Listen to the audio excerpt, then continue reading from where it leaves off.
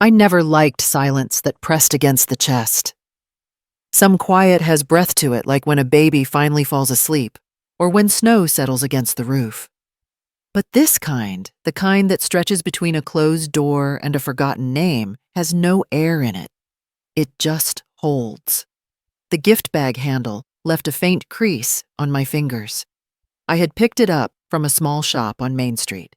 Nothing fancy, just brown paper, hand-tied ribbon. Inside a worn copy of The Velveteen Rabbit, the one I used to read to Emmett before bedtime when his voice still squeaked with curiosity. I had tucked a note inside the front cover. Nothing elaborate. Just, "Happy 10th, sweetheart. Maybe this story will grow with you too. Love, Grandma." The driveway was full.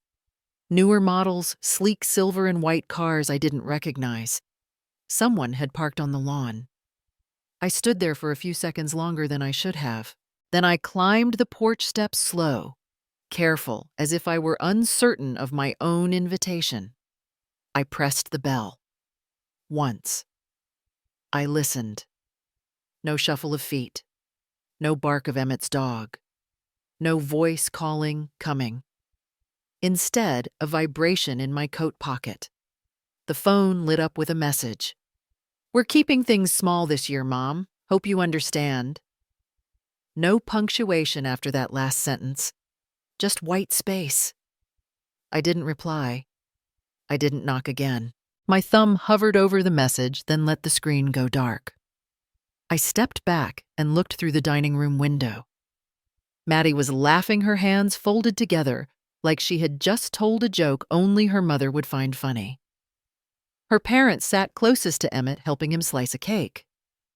The frosting was bright blue, the same color I used to mix with white to make clouds when we painted together. Caleb stood behind them, glass in hand. He wasn't looking out.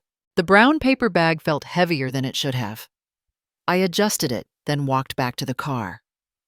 The driver's seat still held the impression from my earlier stop at the bank. A letter sat folded on the passenger seat. I hadn't opened it until an hour ago when the teller hesitated before sliding it toward me. "Just confirming your records were updated, Ms. Whitaker. The trust ownership transfer processed last month." Trust, I hadn't signed anything. The name in bold on the top line, Prescott Family Revocable Trust. Prescott. I remember folding the letter quietly and thanking her. She had kind eyes. I didn't want to cause a scene. My hands had shaken a little, but not enough to spill the coffee I had carried in from the gas station. The cup was still there, half full and lukewarm. A faint ring of it had dried on the dashboard. I didn't drive away right away. I sat in the car with the door still open, the scent of fall leaves and cinnamon trailing in. Someone inside the house turned on music. I couldn't hear the song, just the muffled beat like a party happening behind a wall I wasn't allowed to climb. They had balloons tied to the mailbox. Blue-silver one shaped like a rocket. I thought of the first birthday Emmett ever had when he smeared banana all over his cheeks, and I used the hem of my blouse to wipe it clean. That blouse, long faded now, still hangs in the back of my closet, thin at the elbows. I wear it on nights when the house feels too wide. A shadow moved past the front window. Caleb. Maybe Maddie. It was hard to tell. The light had changed. I looked down at the bag. I didn't have the heart to leave it on their porch. It would sit there too long and someone would step on it or throw it away. So I placed it gently on the passenger seat beside the letter. 2 things with my name on them, neither of which had found a place to land. I didn't blame them. Not in the way people expect. No raised voice, no trembling hands on the steering wheel. But there was a shift. A hollowing out like something once known had been quietly emptied. The kind of shift that doesn't echo, but leaves a draft you can't quite close. It wasn't the forgetting that startled me. It was the neatness of it. The quiet efficiency with which I had been erased. No confrontation, no goodbye. Just a recalibration of space. One less chair needed. One fewer voice to speak over dinner. I don't remember turning the key in the ignition. I just know I drove until the road became quiet and the town fell behind. The bag remained unopened beside me. When I got home, I placed the letter on the kitchen table. I didn't unfold it again. I didn't need to. The words had already settled, pressed into the back of my thoughts, like the impression a ring leaves on skin, long after it's been taken off. I used to wear that ring every day, a simple gold band with a tiny nick on the side where the edge caught once on the fence latch. I stopped wearing it after the remodel. Maddie said gold didn't match the new kitchen hardware. I didn't argue. Tonight I placed it on the counter beside the bank letter, just for a moment, just to see the two things side by side. Then I turned off the light and left the room. Not out of finality. Not yet. Only because I had nothing else to add. I learned to move quietly around other people's preferences. Not out of fear, not even out of habit. Just a slow sort of shrinking, the kind you don't notice until your own breath starts sounding too loud. When Maddie came, she didn't raise her voice.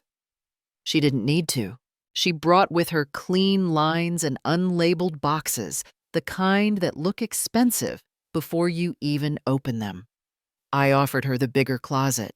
She accepted like it was already hers. One of the first things she did was remove the spice rack, the one Thomas built with shallow ledges and crooked screws. She said open shelving was outdated and the visual clutter didn't support her sense of calm. I found the rack in the garage a week later behind the recycling bins, a jar of cumin still inside. I didn't mention it. I just wiped the dust from the jar and set it in the pantry behind a bag of rice. I still haven't used it. Her voice always sounded like it had just come from yoga. Soft, but finished with a kind of smooth precision that made anything else feel jagged. "We don't really do heavy fragrances in the laundry," she said once, folding her sheets with the kind of care I used to give to newborn clothes.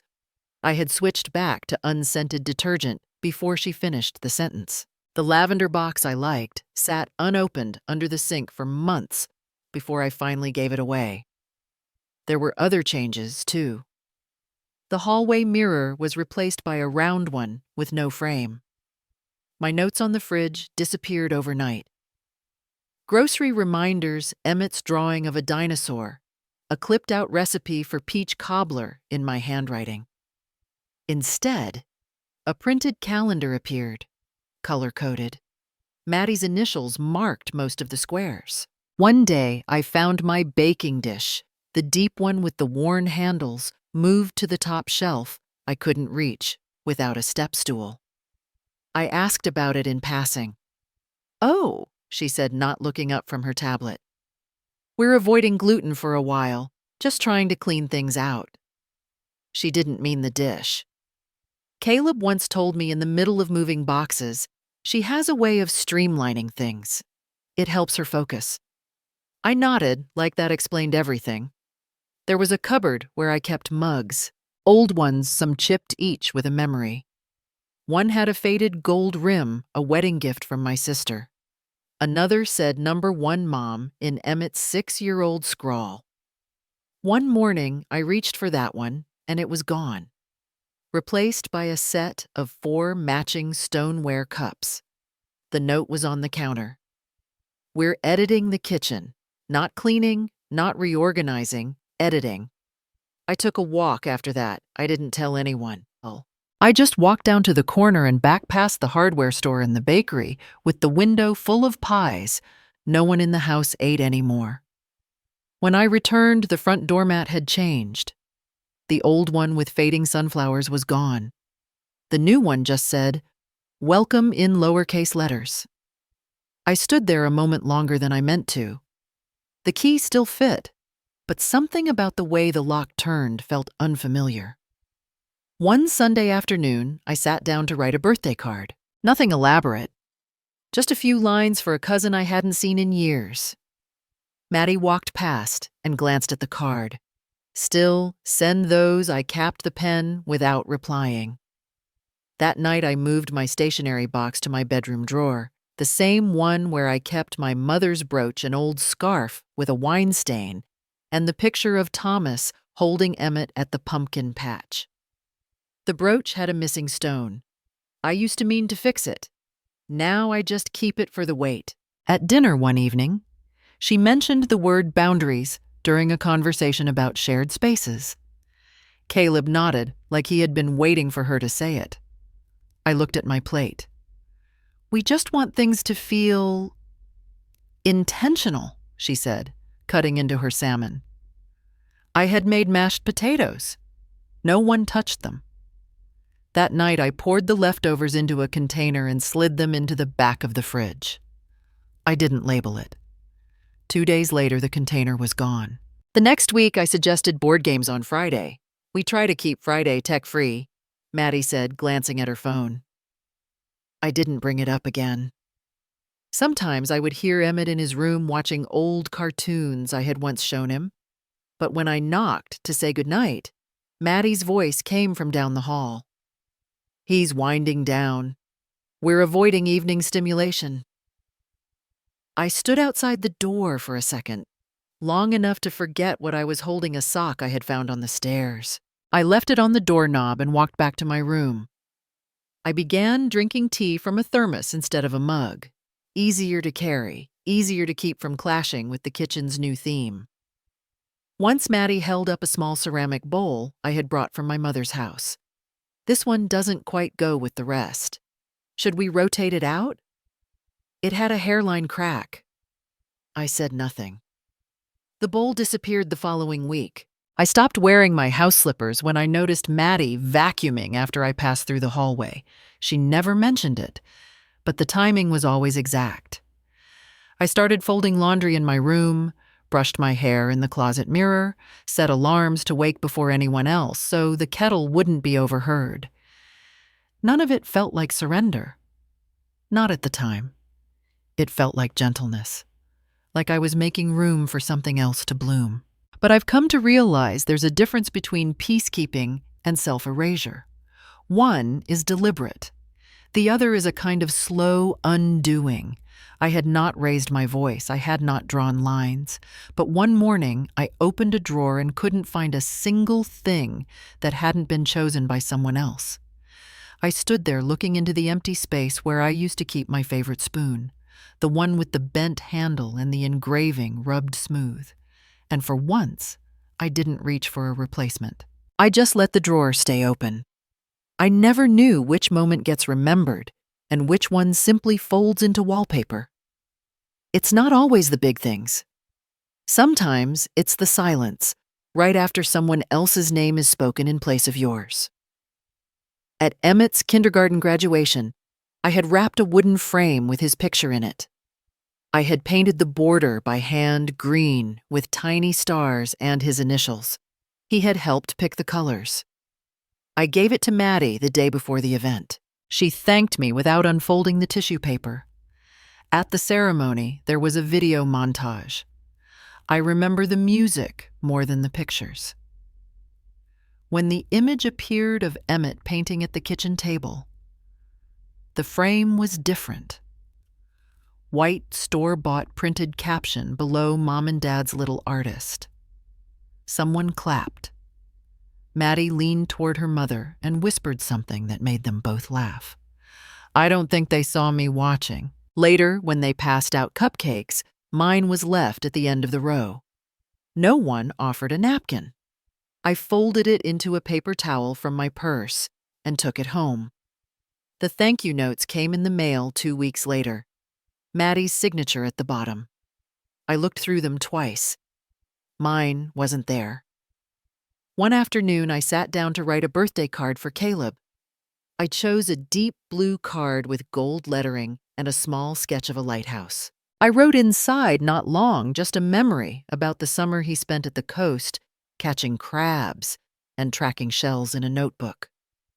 I left it on the counter next to the keys and the coupons Maddie had clipped. 3 days later, I found it under a grocery flyer, still sealed. The edge was bent.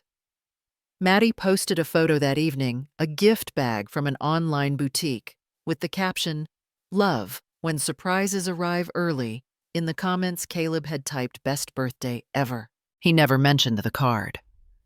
A few months after that, I had an essay published in the community journal. Nothing long, just a reflection on late-season apples and what it meant to watch trees bear fruit year after year. Caleb glanced at the printed copy on the table. "You really had time for that, huh?" I didn't reply. He didn't pick it up. I folded the page, pressed it into the back of a book, and left it there. Sometimes I wonder how many versions of me exist in their minds. The version who hovers, who forgets, who lingers too long in the hallway. None of them are the person who once built a life out of grocery lists and school pickups and hand-sewn Halloween costumes. I kept a drawer in the hallway with a few old things. A spool of thread that had belonged to my grandmother. A pack of sewing needles with 2 missing. A clipped recipe from a newspaper dated 1992. I opened it one night looking for a paperclip. The thread had been replaced with a roll of masking tape. The recipe was gone. In its place, a printed spreadsheet labeled "Pantry Inventory." I closed the drawer without taking anything. There's a tin box I used to keep stamps in. I opened it last week and found a bobby pin, a rubber band, and a cough drop. No stamps. Maddie had a way of placing things where they didn't belong, but made them seem as if they'd always been there. One evening, I overheard Emmett in the living room. He was on the floor with his building blocks.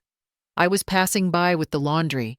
He looked up and said, "Grandma, why don't you have your own house anymore?" No one looked at me. Maddie stirred something on the stove. Caleb changed the channel. I stopped in the hallway. The laundry basket pressed against my hip. I think I managed a sound. Maybe just his name. But no one answered. That night, I opened the file folder where I kept old documents. Mortgage slips. The copy of Thomas's will.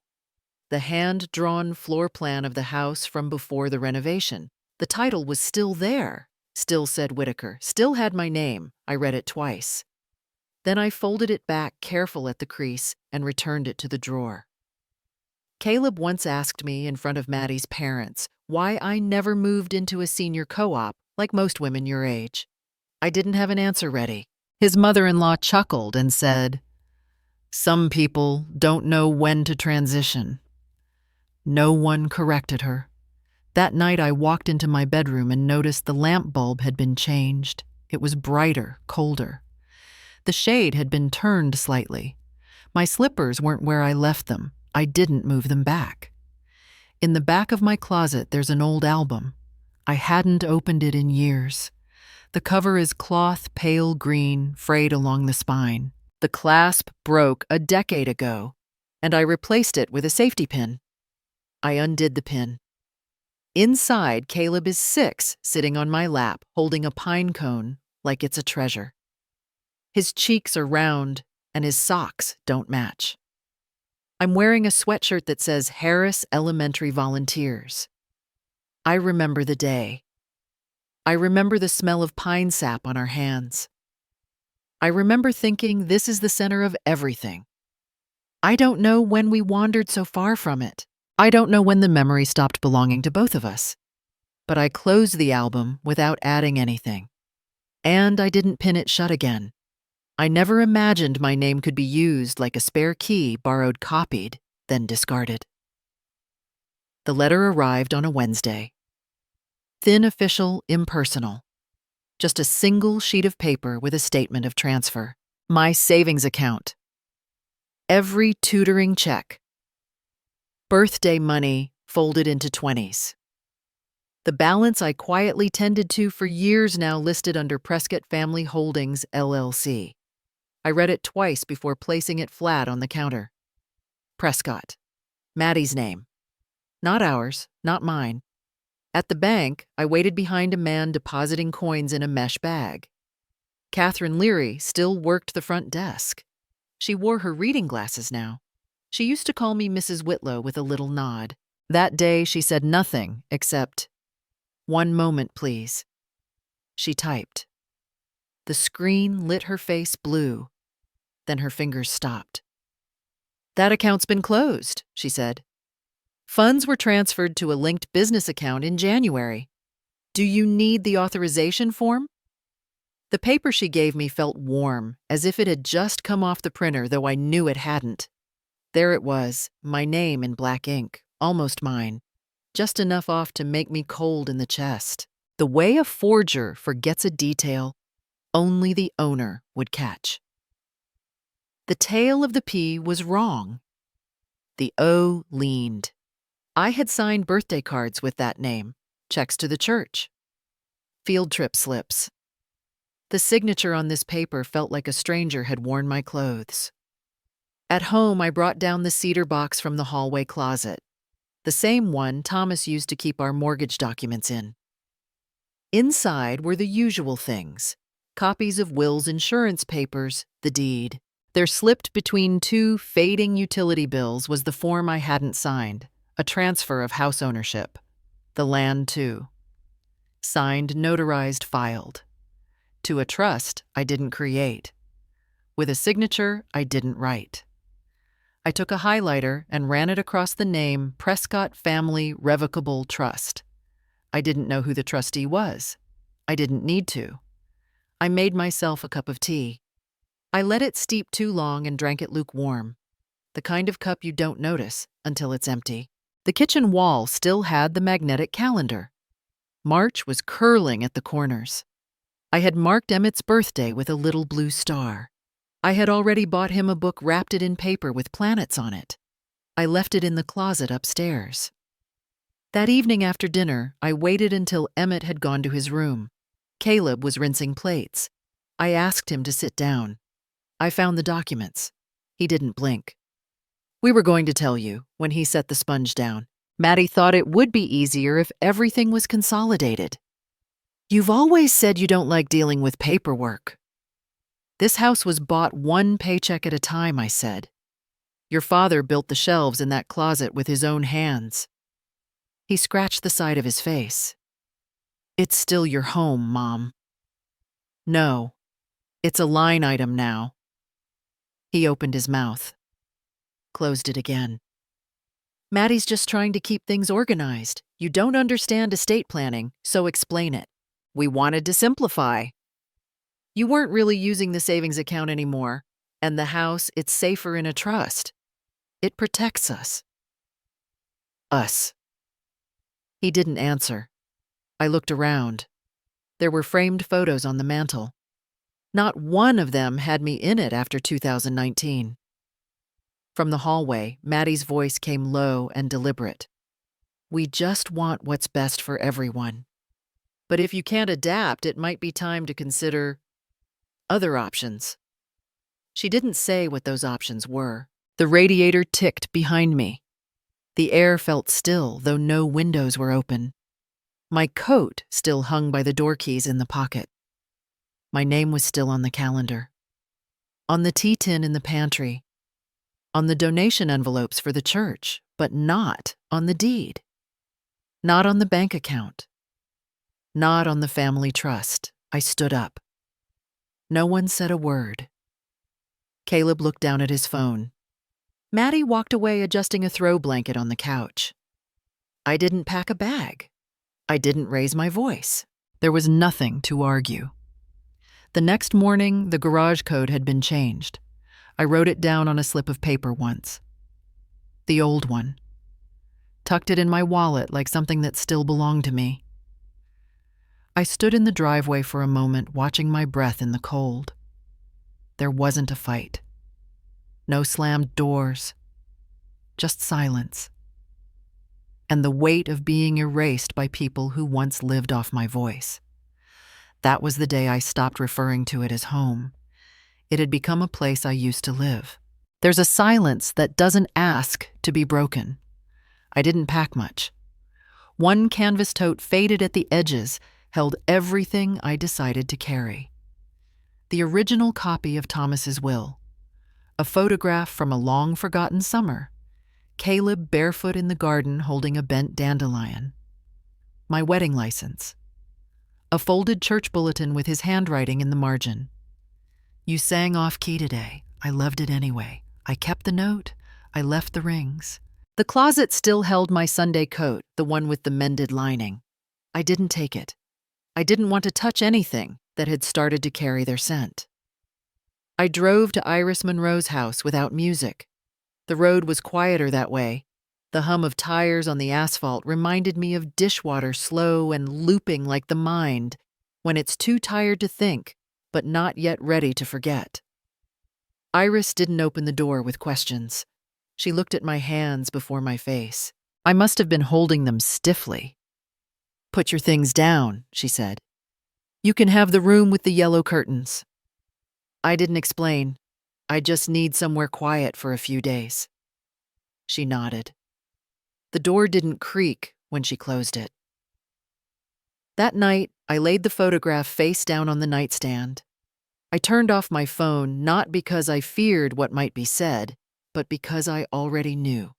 No one was going to call and say they were wrong. They had made up their minds long before I started asking the right questions. Mornings passed without shape. I found comfort in the ordinary things: rinsing mugs, folding a dish towel with corners aligned. There was peace in doing something correctly when so much else had gone lopsided. Iris never brought it up, not even when Maddie's name came up on the news giving a quote about a charity gala. Not even when a registered letter arrived from an address I once called home. The envelope stayed sealed for 3 days. When I opened it, the contents weren't surprising, just insulting. A legal statement, sterile and polite, noting that I had voluntarily vacated the premises and that subsequent matters of estate distribution would proceed through appropriate counsel. My name misspelled on page 2 was followed by the phrase, "No known objections as of filing date." I didn't correct them. I spent an afternoon sitting by Iris's kitchen window watching birds pick at a crust she'd left on the ledge. One had a limp, dragging a claw behind it as it hopped along. It didn't look up when the others flew off, just stayed there, working at a seed lodged in the crack of the wood. I thought that's how you survive something you didn't choose. You stop waiting to be invited back. You make do with what's left in reach. One afternoon, I opened the small tin that held our marriage license. The paper had yellowed at the edges, but the ink was sharp. My name in the old script I used before arthritis changed my loops. Thomas's name, steady and sure. I traced it with a fingertip. It felt like touching the edge of a closed door. There was a voice in my head I hadn't heard in years, my father's. Not in any particular sentence, just the way he used to say my name when I'd try to explain too much. As if saying it kindly meant I didn't need to keep talking. I missed that version of being seen. I thought about going back not to stay, but to speak. To say I know what you did. I know you think silence means permission. But I didn't. Not because I couldn't. Because I understood something now. They wanted me loud, angry, off balance. I would not give them the comfort of my outrage. They had taken property, yes. But the greater theft was slower, the deliberate trimming of my place until all that remained was a placeholder, a title, something to be filed under previous occupant. I would not negotiate for scraps from people who had already decided I was disposable. I thought you might want this. Iris handed me an old radio from her attic. It was missing a knob, the cord frayed with age. "It still works," she said. The sound was scratchy, but I kept it low. Classical music at night, just enough to make the walls feel inhabited. In the small hours, I sometimes reached for the phone, but there was no one I wanted to explain myself to. No one who hadn't already chosen not to ask. I learned to sleep in pieces. Not restfully, but without dread. And I never said a word about the house. Not to Caleb, not to Maddie, not to the lawyer whose name appeared on that envelope. If you sit quietly long enough, you learn the difference between silence and surrender. I did not leave to be pitied. I left because I refused to be edited out gently. They called what I did vanishing. But I know the truth. I stayed whole, and they simply stopped looking. The quiet had weight, but it didn't crush me. The room was small, too small for the word empty to mean anything grand. Just a twin bed, a desk with a chipped edge, and a single overhead bulb with a pull chain that clicked like a whisper when I turned it off. The window frame creaked when the wind shifted. That sound became a kind of company. I laid the quilt down myself. It still smelled faintly of rosemary from the linen drawer. I folded it at the corners, as if someone else might come to check. There was no one. The tea kettle I brought sputtered on the old gas stove. I had to turn the knob twice before the flame caught blue at the edges, thin as a thread. I poured the water into the same chipped mug I'd taken from Iris's cupboard, white, with a faded cardinal at the bottom. The handle was smooth where years of hands had rested. That kind of wearing down felt familiar. I sat on the floor instead of the bed. My back leaned against the radiator, which didn't heat much, but ticked in a way that marked time gently. Nobody asked me where I was. Nobody sent a message. I didn't expect them to. There was a kind of freedom in that, sharp and strange. No one told me what time to dim the lights. No one complained about the smell of peppermint tea. No one adjusted my volume or my presence. I woke up the next morning without a sound to answer to. No voice upstairs asking if I had remembered the almond milk. No reminder about the compost bin. No silence from Caleb that meant something had already been decided without me. The first thing I noticed was how loud my own breath sounded in the quiet. I had forgotten the rhythm of it, how it settled in a room when there was nothing to brace against. I pulled out the papers. There weren't many, just the deed copies, the old insurance policies, the trust documents I had managed to scan before I left. I laid them out on the floor like tiles, reading each one without trying to understand every word. I wasn't looking for answers yet. I just wanted to see them, to stop pretending they didn't exist. Later that day, I scrolled through my phone until I found her name. Harper Lane. I remembered her as a 10th grader, awkward elbows too long, always scribbling notes during class. She had once stayed after school just to tell me that she thought the world was made unfairly and she wanted to fix it. I told her that was a dangerous thing to say to a woman who'd been teaching high school history for 30 years.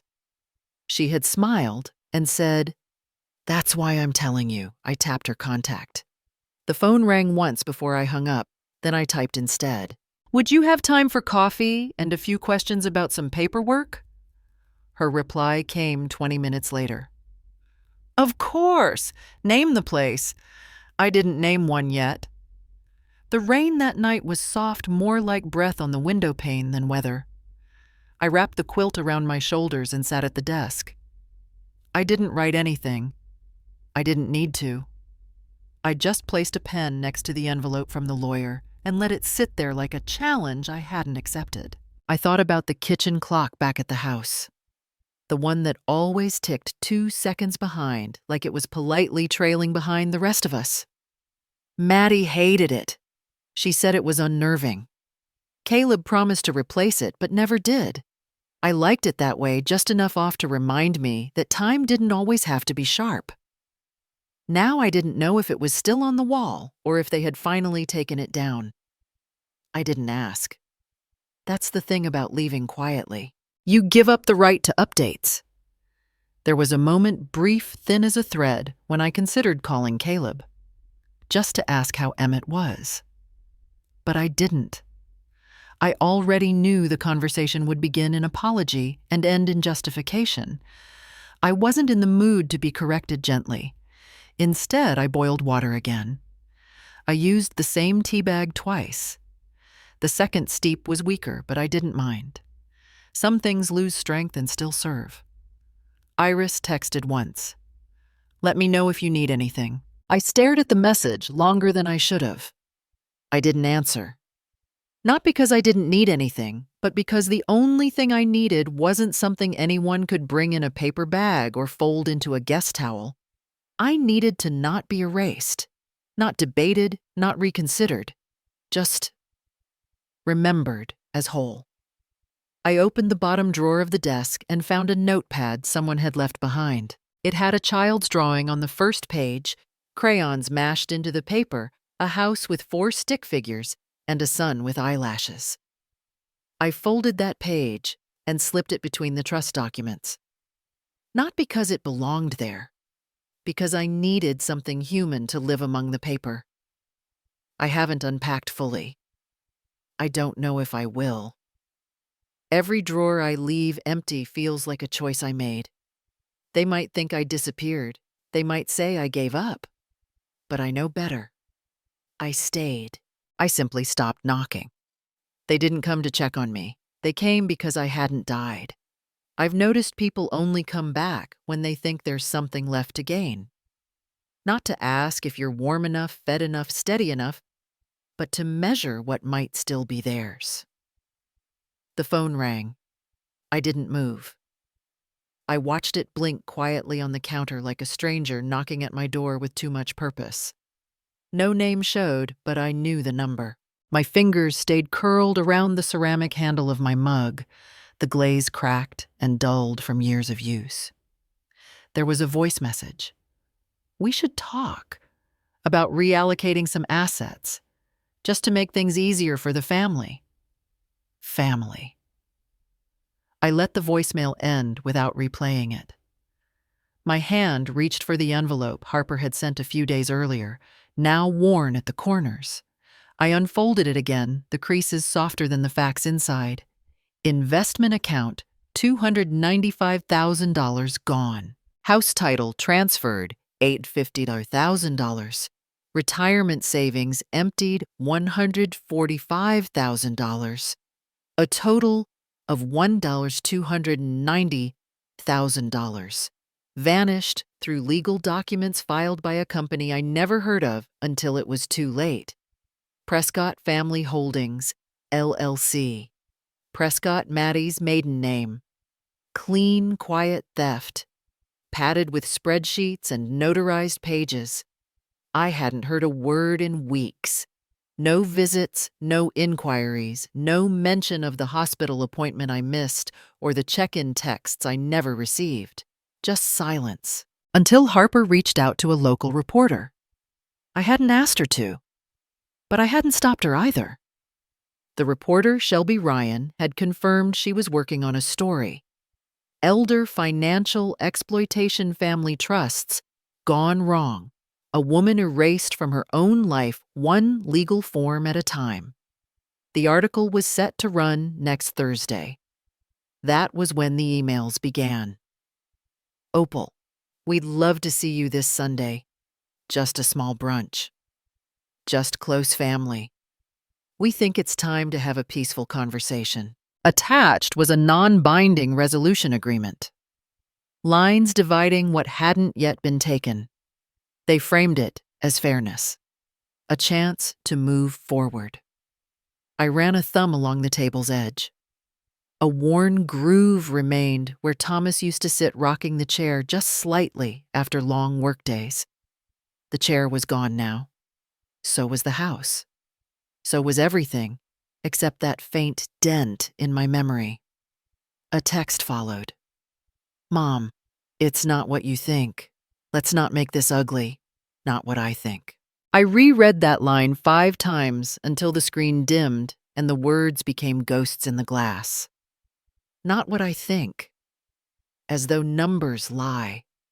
As though forged signatures can be reimagined.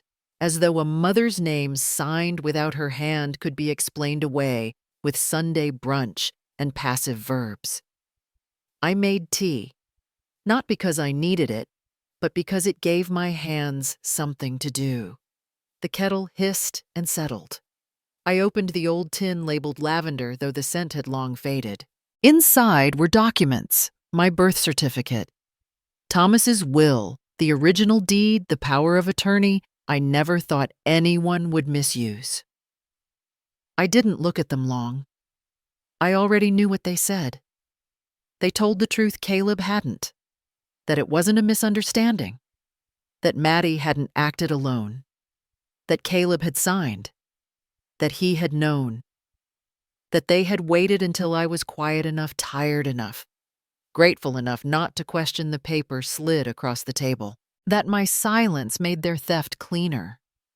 I remembered something Emmett once said years ago after losing a school race. You didn't cheer loud enough. At the time, I laughed. But now the words floated back. The strange cruelty of being blamed for being too quiet while everything was taken from under you. There was no voice message that said, "We miss you," no text that asked, "Are you okay?" No face at my door holding a bag of groceries.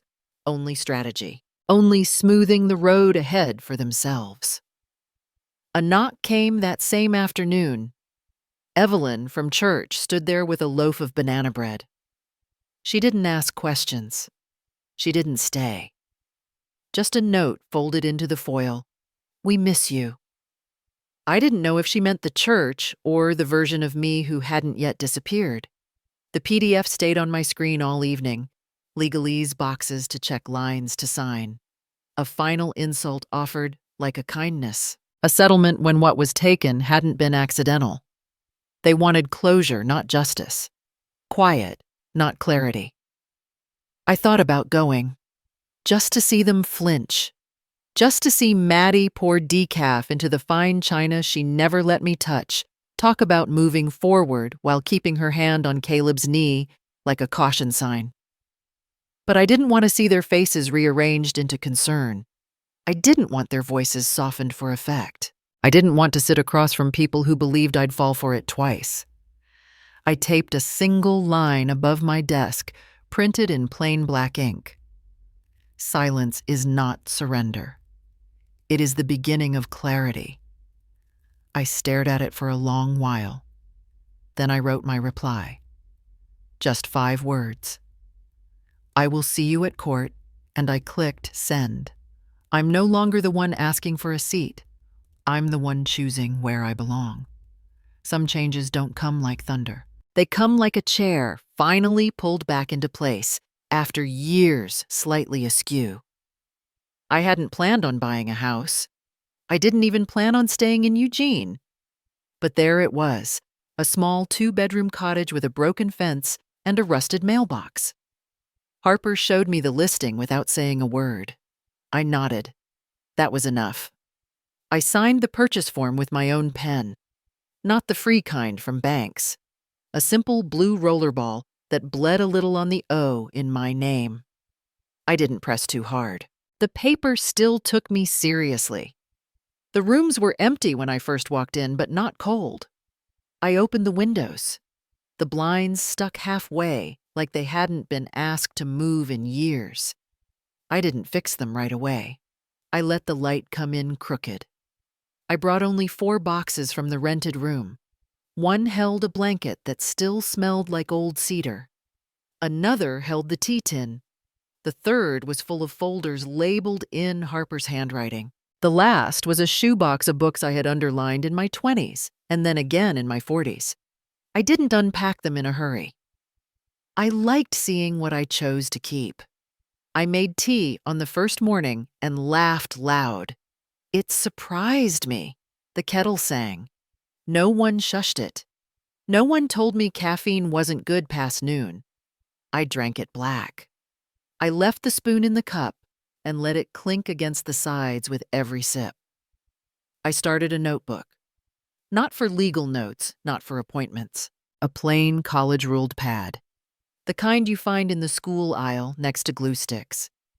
On the first page, I wrote, "Today I boiled water without permission." That night, I read my own words twice. The garden was no bigger than a bath mat, but I cleared it anyway. I bought packets of basil and chard. I planted them without gloves. My hands stayed dirty through dinner. I didn't scrub the proof away. I liked seeing where I'd been. The sound in this house is different. It doesn't ask anything of me. No instructions, no feedback. I walk slower here. Not because I'm tired, but because I don't have to hurry around anyone else's plans. Harper checks in once a week. Sometimes we meet at the diner down the road. The waitress calls me on. I don't correct her. Judge signed off. Harper said last week. Trial's set for the 24th. I stirred my coffee slowly. The sugar formed a small whirlpool in the middle. I watched it disappear. I'm ready, I said. Not loud, not brave, just steady. The next day, I received a voicemail. Caleb, first in a month. His voice was dry, unsure. I know you won't forgive us. But Maddie, she thought she was doing what made sense. I didn't save the message. I didn't delete it either. I let it sit there like something damp and unopened. Later that afternoon, another email came through. If there's a way to resolve this outside court, we'd like to explore that. You don't have to prove anything to us, Mom. That word, Mom, doesn't hold the shape it used to. It's thinner now, like a coat that used to fit. I replied only once. The only thing I need to prove is to myself. I ended the message there. No sign-off. No warmth that might be misread as softness. In the evenings, I volunteer at a small nonprofit on 13th. They help older women, ones who've been displaced, overlooked, drained dry by those they raised. We sit together in a room with bad lighting and share things that don't need fixing. Just hearing. One woman said, "My daughter sold my wedding ring without asking." Another whispered, "I sleep in my car, but tell her I've got a friend's guest room." I don't tell my whole story. I just nod when it matters. On Thursdays, I file forms. On Fridays, I bring cinnamon bread. They don't know I used to teach for 33 years. They don't know my husband left me a house meant to last 3 generations. That part doesn't matter here. What matters is that when someone drops their coffee, I'm the one who gets the towel without being told. I've begun writing letters I won't send. One to Caleb, one to Julia, one to a younger version of myself who believed silence would earn her a place at the table.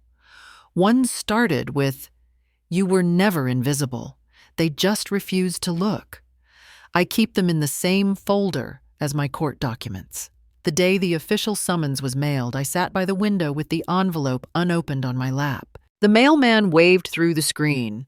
I raised 2 fingers in return. Inside the envelope, Harper had included a Post-it. Not advice, not strategy. Just this: standing up doesn't require shouting. I stuck it to the corner of the mirror in my bedroom. Every morning I see it before I brush my hair. I don't smile when I read it. I just breathe easier. I still wear my wedding band. The gold has dulled and it spins too easily on my finger now. But it reminds me that once someone chose me without asking me to shrink. I no longer live waiting for a knock at the door. But if it comes, I'll open it only when I choose to. Nothing in the world feels more final than the sound of your own name said in past tense. I watched Harper place the manila envelope on the court clerk's desk. Her nails were trimmed clean, precise. I remembered when I used to be that exact in grading papers and measuring out coffee grounds for the morning brew. Now my precision lived in other forms, the way I folded towels, the way I arranged the documents in my small safe, the way I rehearsed silence. The request was straightforward. Revoke the power of attorney Caleb had held since 2015, the one I signed back when I still thought trust was inherited.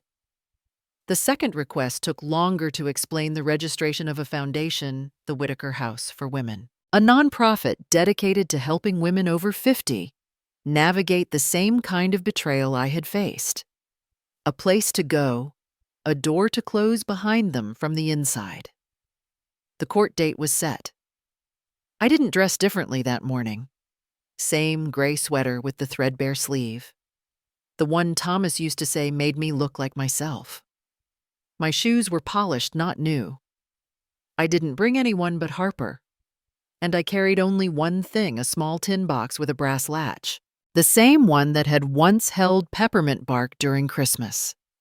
Inside it, a letter to Caleb, a folded photograph from a summer picnic in 1996, a bracelet Julia made out of yarn and plastic beads, and a note written in block letters, short and sharp.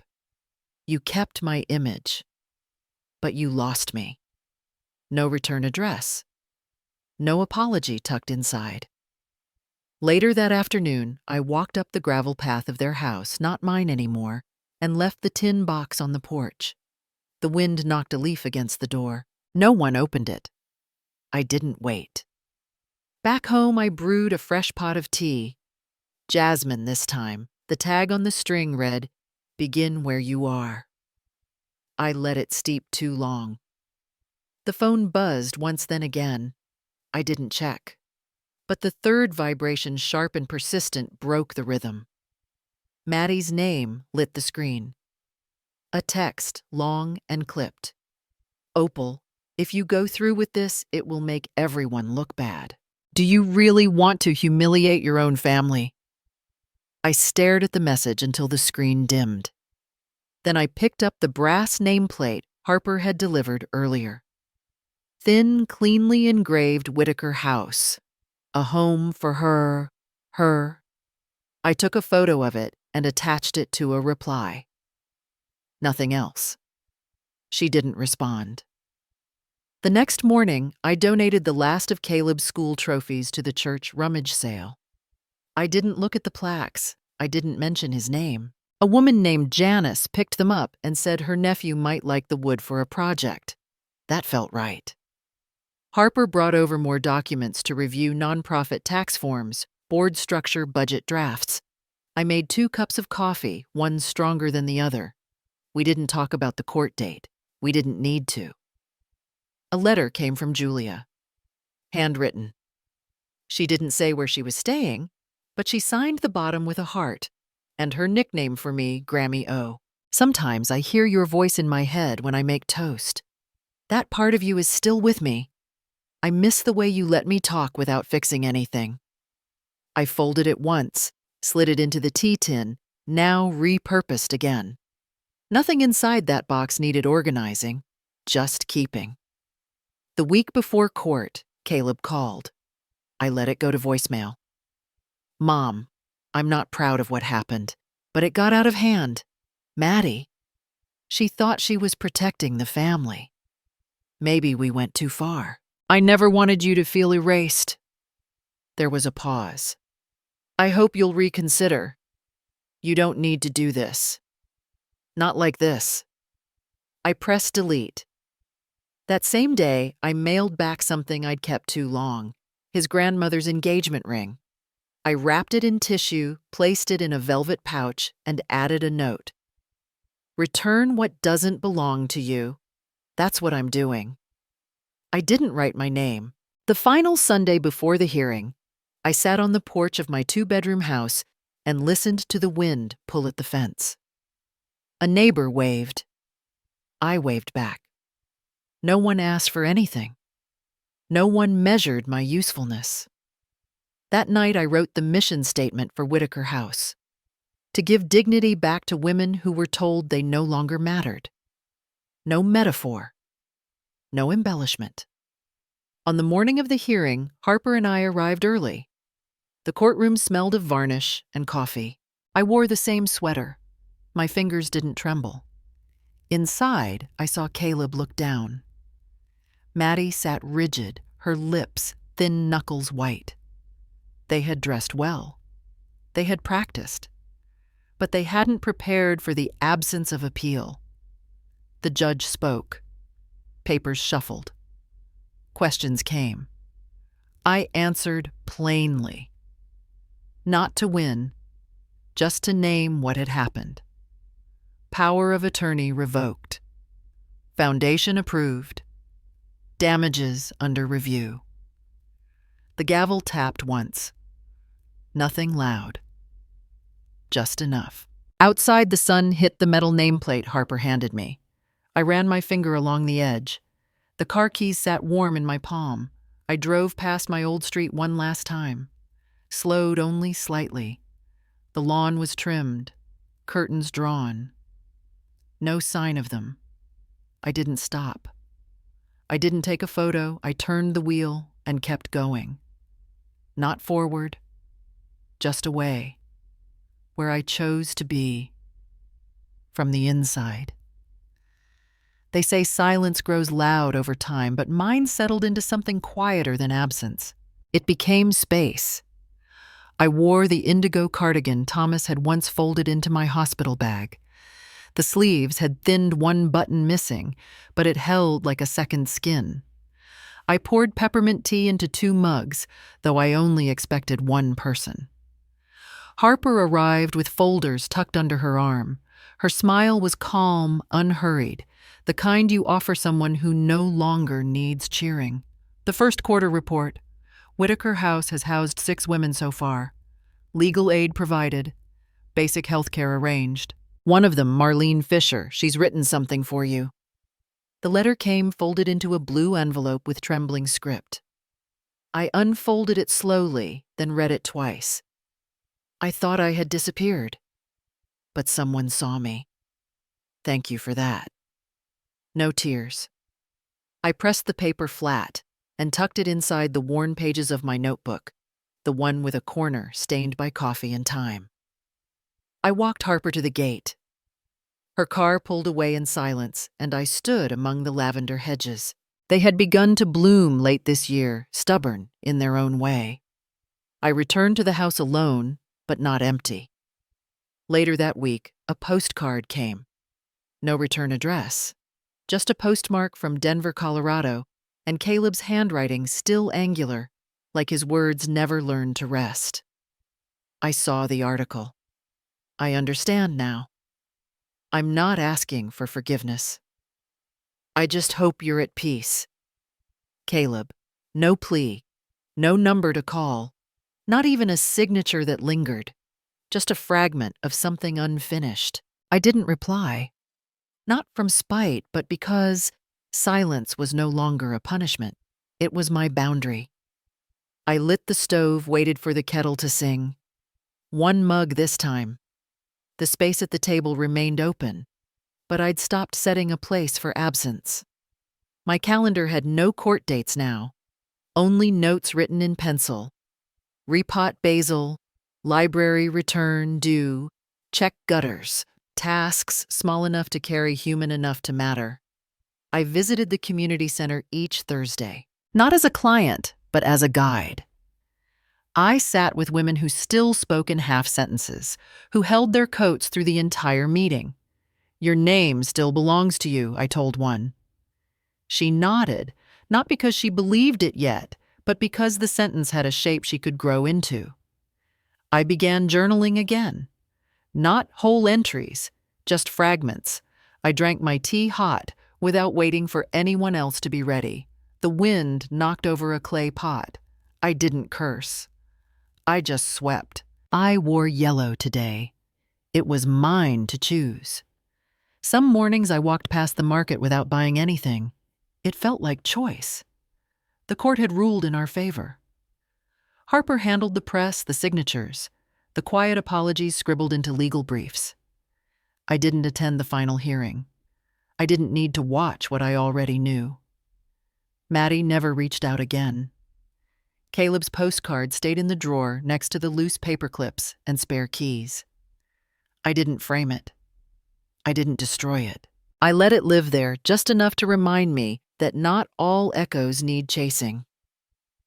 One Friday, a woman named Carol brought tulips to the center. She whispered that her daughter called her a burden with shoes. I helped her fill out a housing request. I made space for her name. The house I lived in now had red shingles and 2 small bedrooms. I slept in one and kept the other ready, not for guests, but for possibility. I painted its walls sage green and left the windows bare.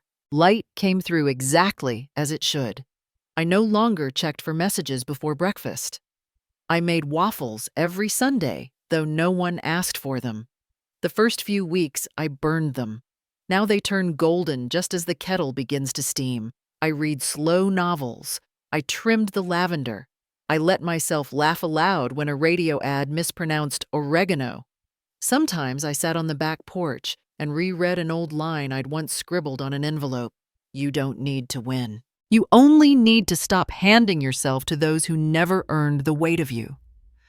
There was no ceremony for healing, just repetition, just choosing quiet over proving, just saying no and not explaining why. When neighbors waved, I waved back. When no one did, I didn't wonder. I passed by the old house once. Not on purpose, but I didn't turn away. The porch light was off. The lawn needed trimming. I didn't stop. I didn't imagine walking in. I drove past.